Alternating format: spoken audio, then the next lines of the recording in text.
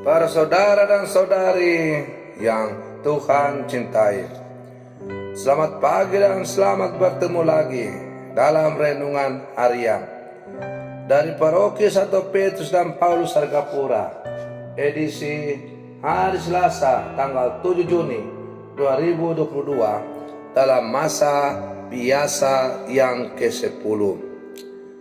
Mengawali hari yang baru ini, kita hendak mendengar dan merenungkan sabda Tuhan. Marilah sebelum kita mendengar dan merenungkan sabda Tuhan, kita berdoa.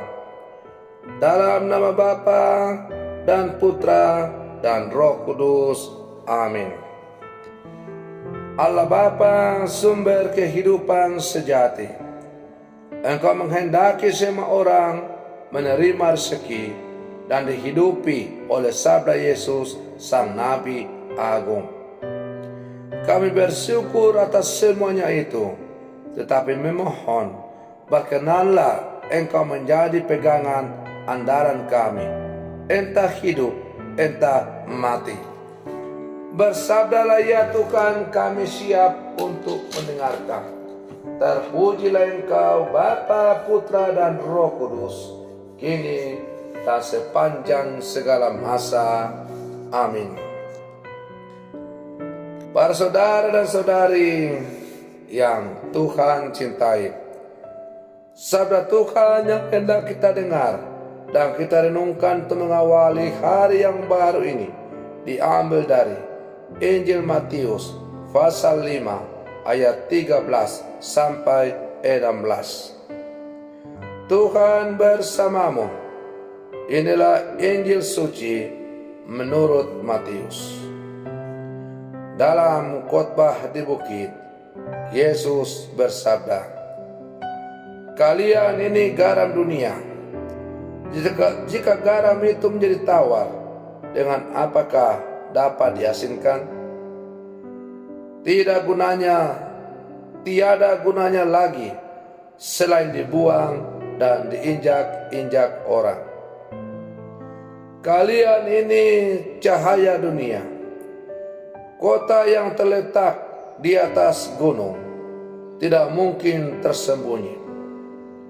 Lagi pula, orang tidak menyalakan pelita lalu meletakkannya di bawah gantang, melainkan di atas kaki dia, sehingga menerangi semua orang di dalam rumah itu. Demikianlah hendaknya cahayamu bersinar di depan orang, agar mereka melihat perbuatanmu yang baik dan memuliakan Bapamu di surga." Demikianlah sabda Tuhan. Para saudara dan saudari yang Tuhan cintai,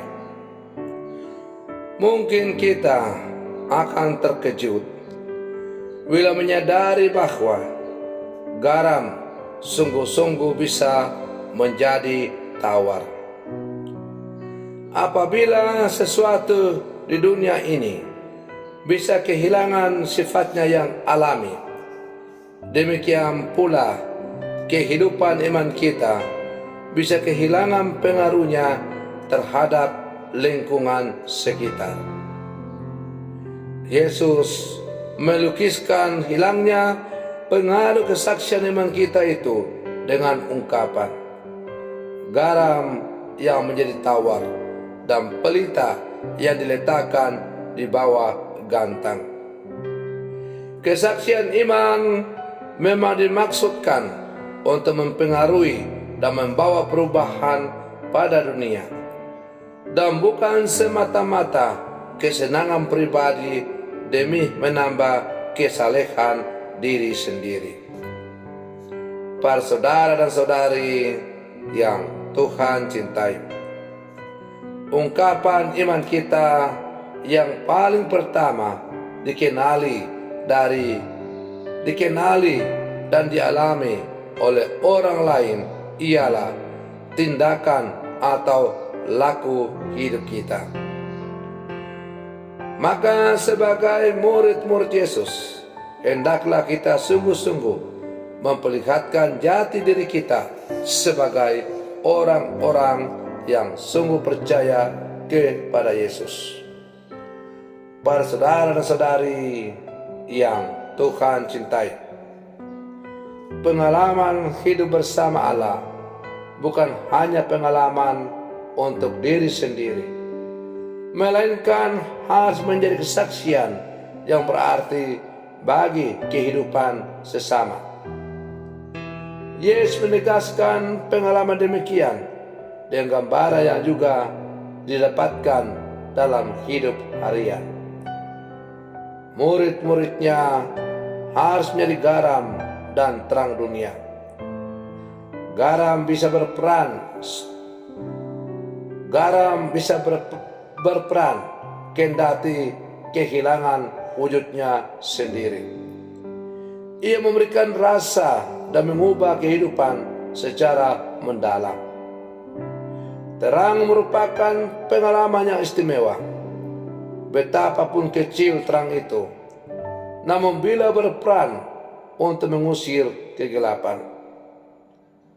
Para saudara dan saudari yang Tuhan cintai, peran seperti itulah menjadi garam dan terang yang diharapkan dari para murid Yesus.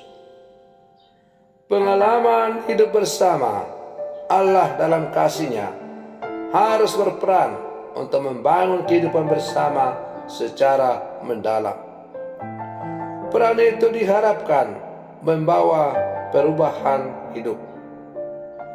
Garam memberi cita rasa dan terang membuat orang melihat perspektif, dimensi, warna, dan wujud.